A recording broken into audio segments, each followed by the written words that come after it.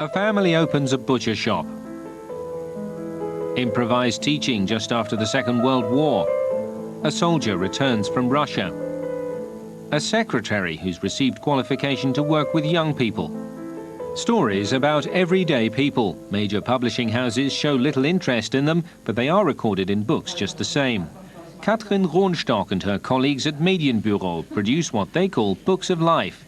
Ronstock brings rich experience to the job. She's an author, publisher and proofreader. This broad knowledge was a big help when she founded the company 2 years ago. In addition, I watched the market for 2 years. I looked at the philosophies regarding memoirs of the past and accounts of the future. I realized that there was a need, that culture is tending in this direction. One of Ronstock's most recent customers is Olaf Pollex. At age 45, he's also one of her youngest. 15 years ago, the Berliner was diagnosed as HIV positive. At first, he was distraught, but since he's rebounded and lives an almost normal life. His friends convinced him to write about his experience, but he gave up after numerous attempts. Ronstock has now interviewed him for 3 days running, 6 hours a day. The Medienbüro gives me the opportunity to tell my story as freely as possible. What I also find very satisfying is that someone is there to listen.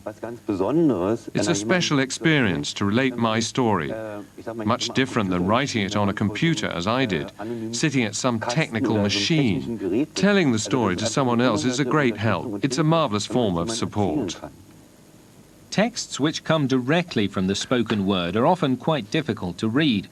That's why the Medienbüro fully edits its manuscripts at least twice. After each procedure, it goes back to the customer. Their personal style of storytelling is kept to as closely as possible. That's the difference between Ronstock's style of editing and that of a normal publishing house. They prepare the manuscript for the market. They're concentrating on reworking their manuscripts to make good sales. That's not what we're all about. Olaf Pollex with a baby in his arms.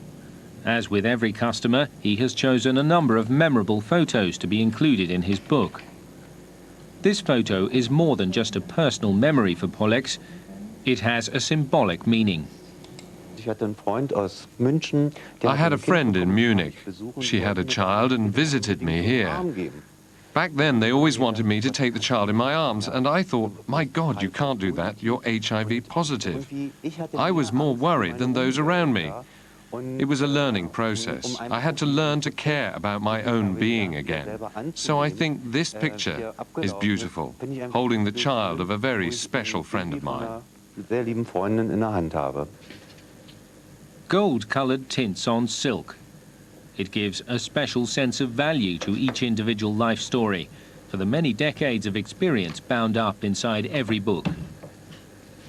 Most customers are over 60 years old. Often, children or grandchildren urge their elders to write down their memories. There's a lot of work behind every book of life, and it has its cost, between 4,000 and 30,000 marks. The price is one of the biggest problems we have. People don't think twice about paying 60,000 marks for a car. But after 10 years, most cars are pieces of junk, ready to throw away. But books like this are immortal. They give us insight into character and experience. They enrich our lives, and that is so undervalued. Still, Ronstock is doing well. She currently has 30 books in production, and she has plans to expand. Then customers in Leipzig, Frankfurt, Freiburg and Essen will be able to put their memoirs into a book of life.